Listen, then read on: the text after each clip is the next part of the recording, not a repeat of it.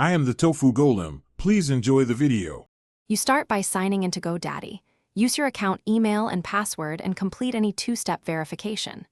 Once logged in, make sure you know whether you need to change the domain, the site title, or the business name. These live in different areas.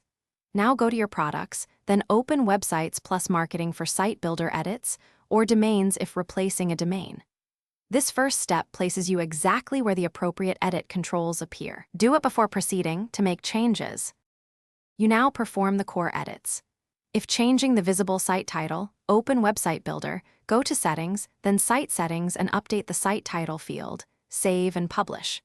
If replacing the domain, open Domains, pick the domain you want, choose Replace Domain or Manage DNS to point records.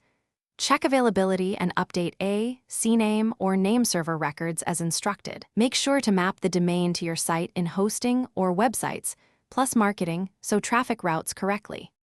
You finish by publishing and verifying the change.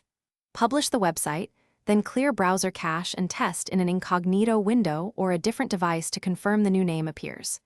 If you change domains, remember DNS can take up to 48 hours to propagate. Check with DNS lookup tools and verify SSL is issued.